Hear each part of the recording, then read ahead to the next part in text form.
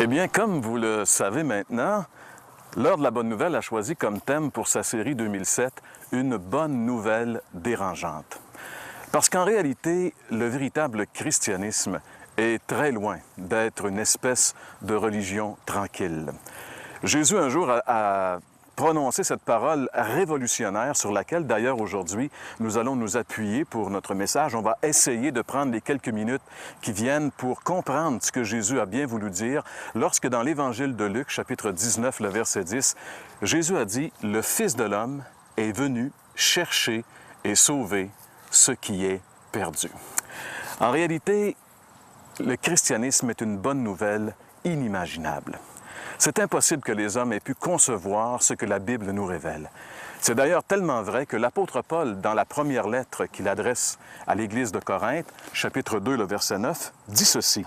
« Mais comme il est écrit, ce sont des choses que l'œil n'a point vues, que l'oreille n'a point entendues, et qui ne sont point montées au cœur de l'homme, des choses que Dieu a préparées pour ceux qui l'aiment. » En réalité, les trois éléments de cette parole de Jésus nous démontrent que la bonne nouvelle est quelque chose d'inimaginable.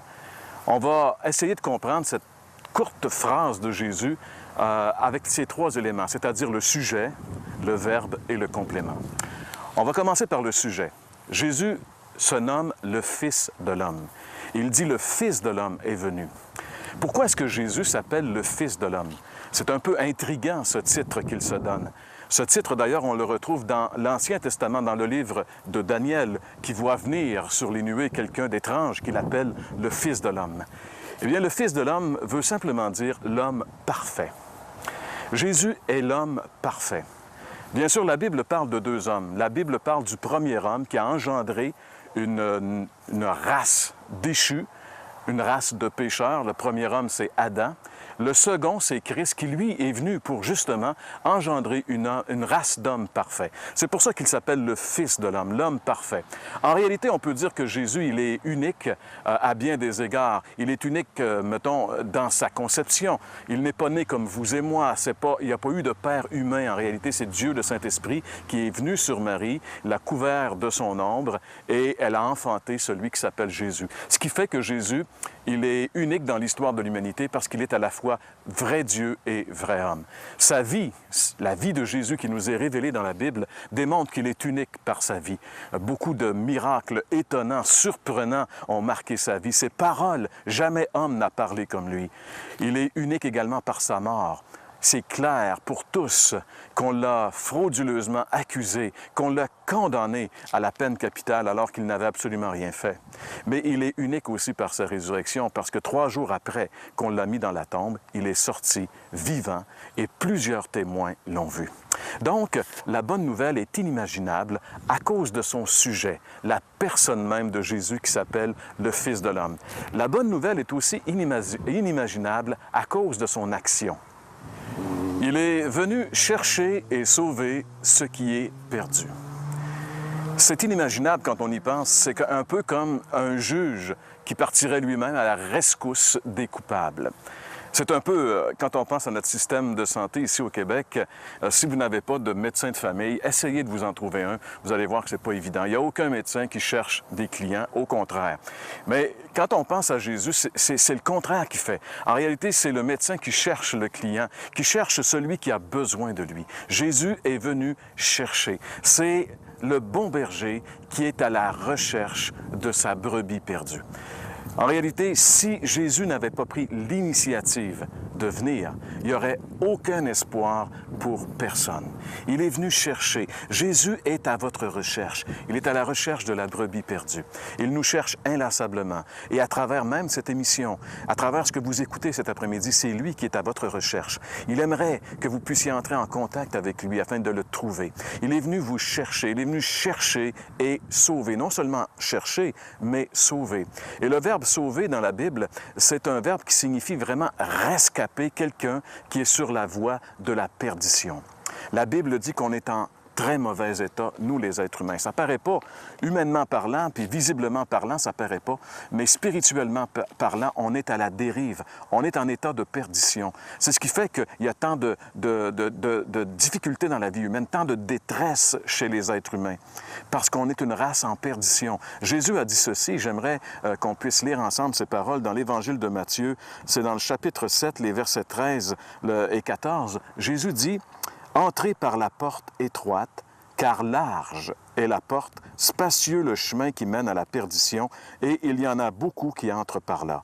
Mais étroite est la porte, resserrez le chemin qui mène à la vie, et il y en a peu qui le trouvent. » En réalité, selon cette parole, la bonne nouvelle est inimaginable parce qu'elle nous révèle que l'univers entier, le monde entier est sur la voie de la perdition. Jésus a dit, il y a un chemin large, et la majorité des gens cheminent sur ce chemin-là. Mais il a dit aussi dans sa parole que ce chemin mène à la perdition. Et comme nous sommes sur ce chemin vers l'enfer, Jésus vient pour nous réchapper, nous rescaper de cette voie de perdition, pour nous faire marcher sur le chemin étroit qui mène à la vie éternelle. Sur quel chemin cheminez-vous?